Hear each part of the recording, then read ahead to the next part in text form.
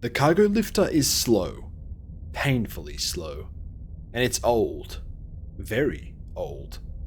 Somewhere far above, the counterweights strain, metal grinding in their housings.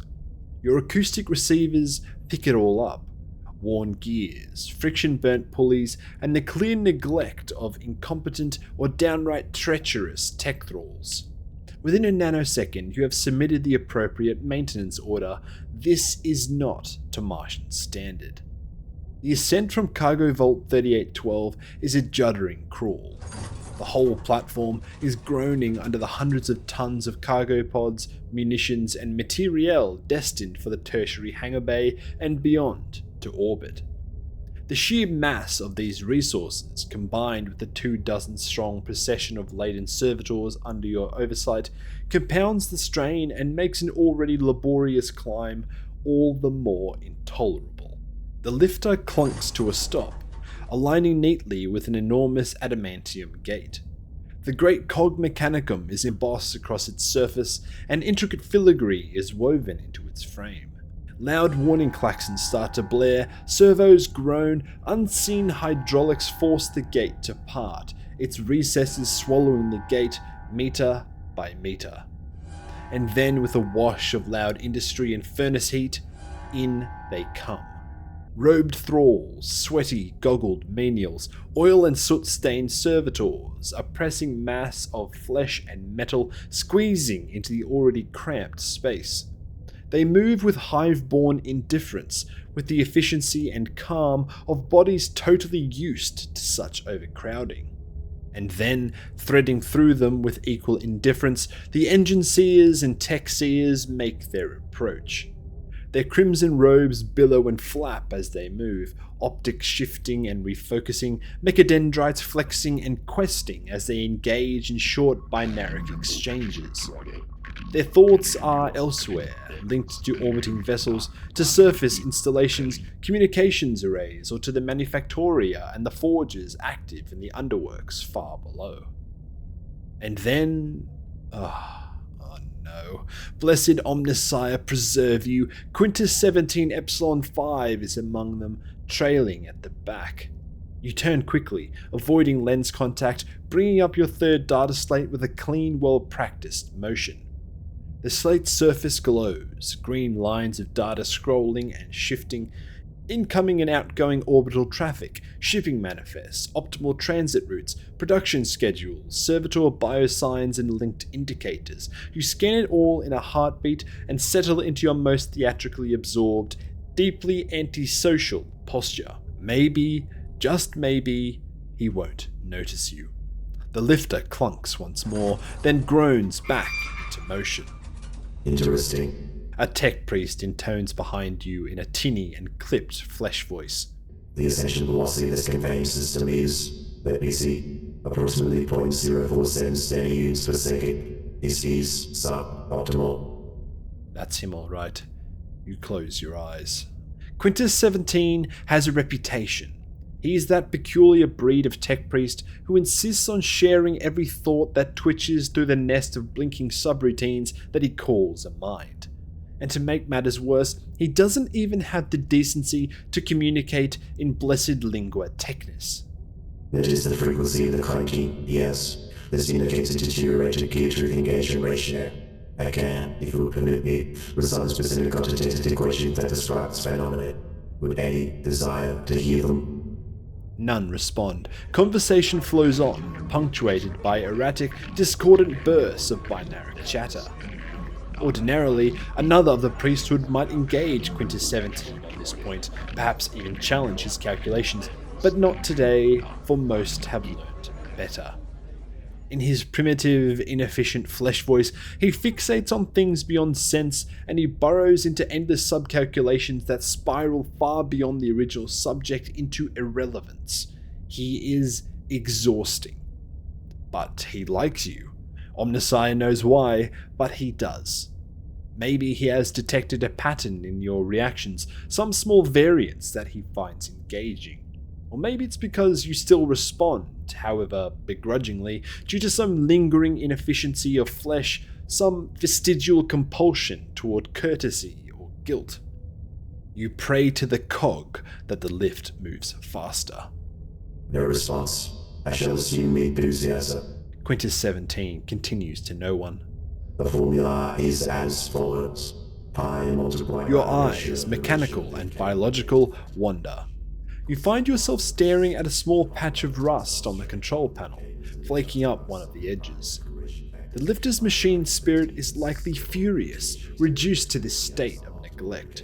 You run a quick calculation. When was the last time this system received the sacred oils, the proper recitations, the touch of blessed incense wafted across its form? Almost 2 weeks. Disgusting. Infuriating. Over 3 trillion souls upon the blessed soil of this world, millions above, billions below, and not one, save you, have deigned to give recent thought to servicing this critical creation of the machine god. The platform judders beneath you, shaking you from your thoughts. The entire structure lurches to a violent halt. An alarm blares and washes the platform in an angry red glow.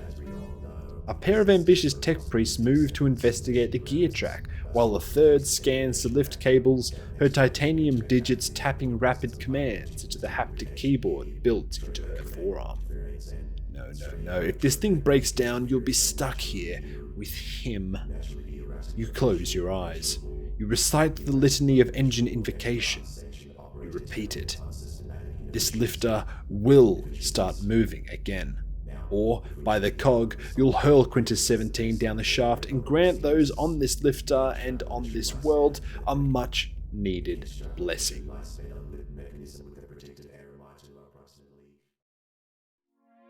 Purpose, knowledge, transcendence. These are the cornerstones of existence for one who treads the sacred path of the Martian priesthood, one who devotes themselves wholly to the most blessed Trinity, the machine god, the omniscire, the motive force. Purpose is the first and most sacred truth. It is the absolute acceptance that existence is service. Motion without function is inefficiency. Thought without direction is error. Every action, every calculation, every scrap of flesh cast aside in favor of sanctified steel is a step toward a singular goal: the pursuit, preservation, and veneration of technology. To glimpse the machine god's grand design, to labor and work in absolute devotion, to seek out and safeguard the sacred mysteries of the machine, not for the self, but for the advancement of all mankind, that is the purest meaning and the greatest purpose. Knowledge is something that must be seized, dissected, and sanctified. It is said among the priesthood that a man's worth is the sum of his knowledge, and his body is nothing more than an organic vessel to hold the bright, priceless liquor of intellect. To those of the cult Mechanicus, knowledge is therefore the purest expression of divinity, and all beings or devices that symbolize it are, by extension, sacred.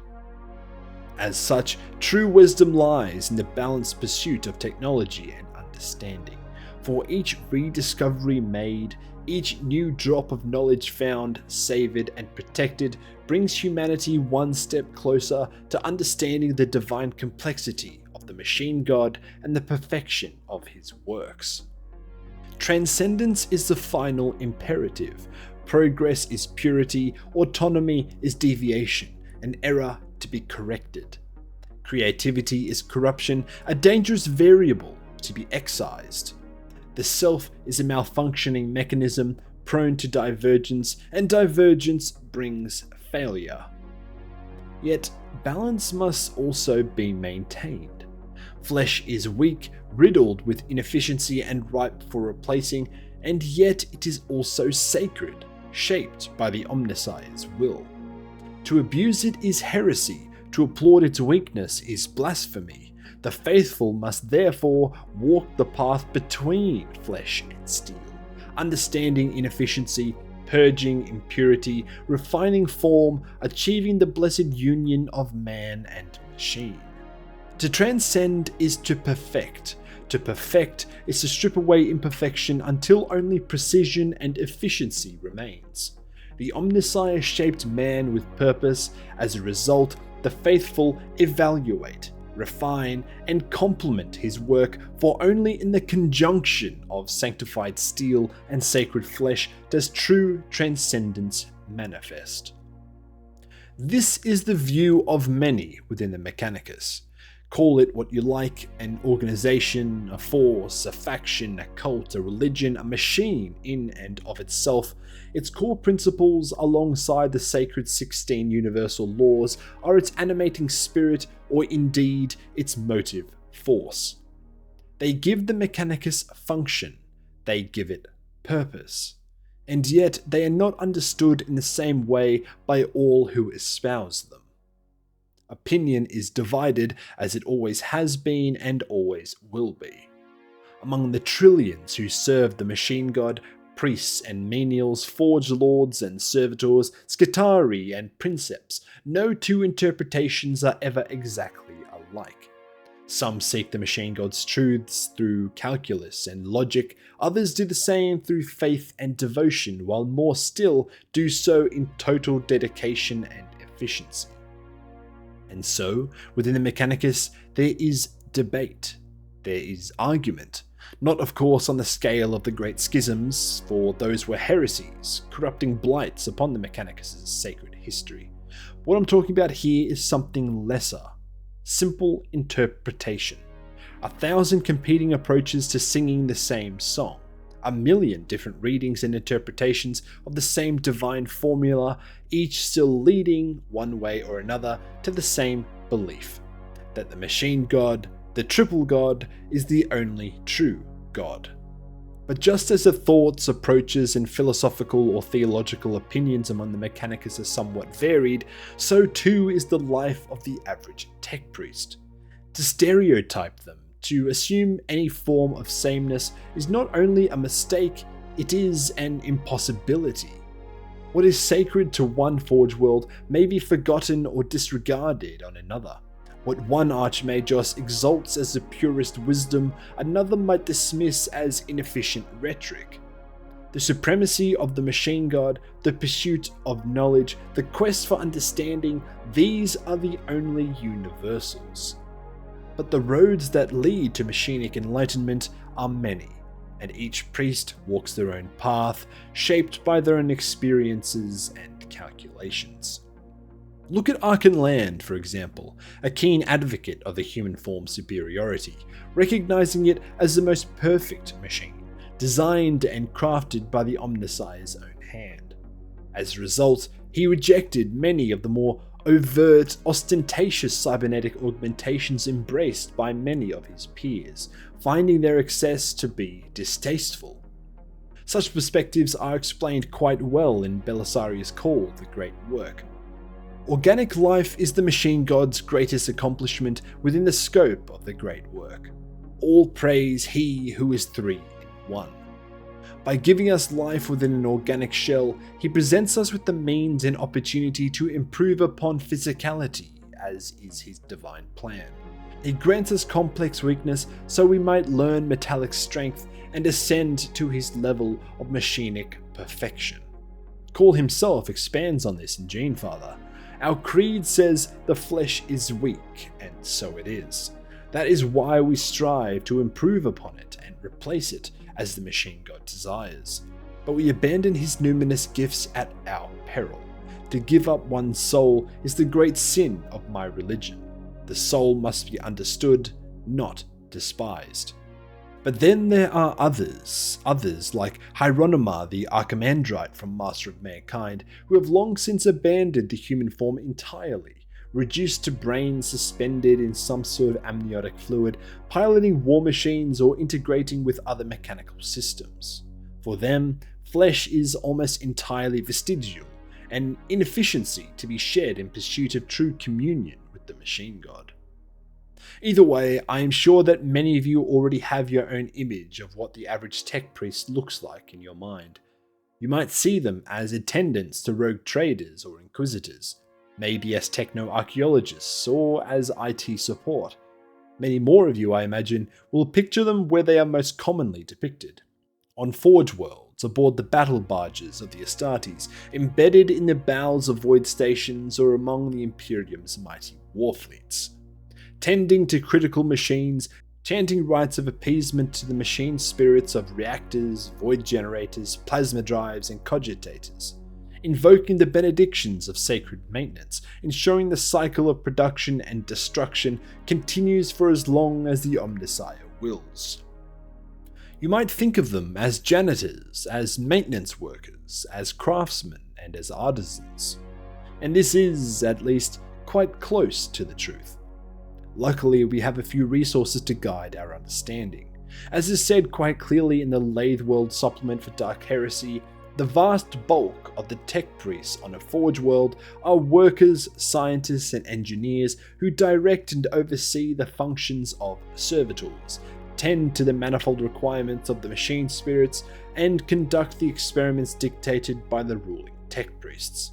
Many initiates of the Adeptus Mechanicus are assigned to serve in technical support of the Imperial authorities at some point in their lives. Tech priests given extended assignments away from their Forge world for such duties typically view it as a punishment. So there you have it. The massive engines of industry, the endless assembly lines and manufactoria of a Forge world do not run themselves. They require careful oversight, direction, ritual, and endless maintenance. And so, as an average tech priest of the Mechanicus, one who would statistically be assigned to a Forge world, your role is clear. It is to ensure that the great machines continue to function, that production quotas are met, that machine spirits are appeased, and that the will of your superiors, the Magi, the fabricators, the fabricator general himself, is executed without hesitation or error. There are servitors to create, modify, and direct, work crews to command, and labor gangs to manage. Data must be cleansed, refined, observed, and transmitted, cargo trains scheduled, guarded, and tracked. Orbital shipments await receipt, schedules and quotas demand fulfillment. The forges must be fed and monitored, the machines cleaned, repaired, and maintained. God and night engines must be tended to, fueled, armed, and protected. Prayers must be recited, blessings bestowed, rites of purification and appeasement performed, endlessly, eternally. Some will climb to greater authority, the responsibilities expanding into research, exploration, or simply an increase in authority, whether that be oversight of facilities, disciplines, sectors, or worlds. There are also those many, as mentioned, who will be torn from the great forges and refineries, from the blessed data streams, the holy rhythm of industry, to be thrown out into the inefficiency of the wider Imperium, exiled from the heart of our faith, to serve off-world as technical support for the Mechanicus' fleets, Titan legions, night houses, or that of the greater Imperium and the Astartes.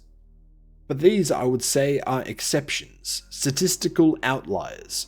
To be frank, nothing so dramatic or excruciatingly adventurous is likely to happen to you, my dear adept. To live as the average tech priest is to live within an endless cycle of production, maintenance, and refinement.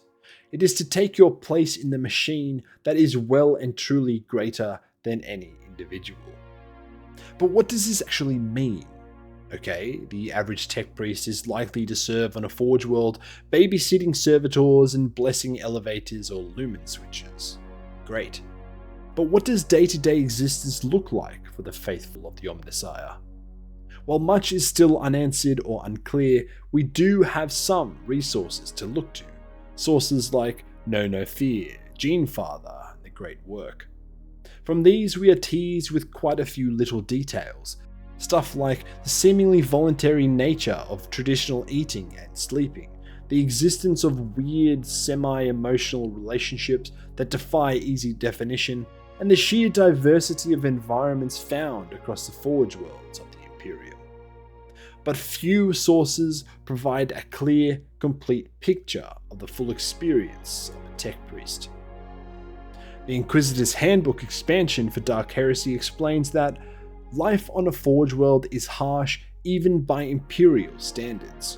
Conditions are largely no different from those found on most Hive worlds. That is so long as work quotas are met, order maintained, and their masters' arcane pursuits are not disturbed. For those that fail in their service, fall badly injured, or are proven guilty of some crime, punishment is harsh, as new labor helots and organic servitor components are always in demand. So we can at least understand that the Forge world environment is a harsh one, as should be expected of planets utterly dedicated to industry and production. Furnace heat is all but inescapable, the air is thick with toxins and pollutants, its quality a secondary concern to the needs of the machine. Like Hive worlds, Forge worlds are plagued by extreme overcrowding and the tendency for toxic smog to cling to the streets and skies, to irritate the lungs of those unaugmented enough to still rely on them. But Forge worlds are more than just the cramped industrial hellscapes we expect of Hive worlds. They are citadels of the machine god, where massive manufactorums churn without pause and where the sound of industry echoes through cathedral-like machine halls. There are enormous workshop fortresses, soaring smokestacks which belch the incense of progress into the sky, and mining pits that plunge deep into the planet's crust to feed the ever-hungry forgers. They are critical islands of industry, feeding the Imperium's insatiable hunger for materials, vehicles, weapons, void ships, and war machines. Every Forge world is a living engine of production. Its people, as such, are little more than replaceable components within the planet-wide machine. Some live and die in the shadow of the same plasma reactor, tending its sacred mechanisms for what little time their frail biology allows, never once escaping its irradiated glow except in death. Others are tasked with reciting the same prayer cycle for every machine spirit under their care, their lips cracked, their voices reduced to rasping whispers until even their vocal cords fail and they are to serve in another capacity. And, as with Hive worlds, there are also those who will never step beyond their assigned manufactorum, their entire existence confined to a single hall or workstation. They will be born there, serve there, and die there, their passing marked only by the arrival of their wide-eyed or lensed replacement. For most who dwell in such an environment, existence is duty. Life, in any meaningful sense, is a distant consideration, an afterthought, overshadowed by the demands of industry. The Forge does not rest, and neither should those bound to its eternal function. And this is all around you, my dear adept. This is your world. This is your home. It may not be as harsh to you as it is to those organics far removed from the machine god's blessed form. You are not as they are. The struggles of such places do not touch you as they touch them. The constant grind of industry does not drain you as it drains them. And you, in turn, do not waste time on primitive things like empathy or emotion. There are efficiencies to pursue, calculations to be made, data flows to be monitored, noospheric currents to be passed, dissected, and refined. There are ancient technologies to be found, lost secrets to be learned. And so, you will stand at your post, dear adept. You will interface with the machine spirits, feel the cold embrace of data streams coursing through your augmetics, and you will lose yourself in the purity of logic. You will be plugged into the cogitators for as long as their fabricators require. Your will be subsumed into the divine rhythm of production, if that is what the Magos demand. You will hunt the scrap code, purge the inefficiency, guide the servitors in their task. You will serve the Omnissiah. You will protect and pray to the blessed machine because, truly, what else is there? Anyway, thanks for watching. Dystopian Chimp, out.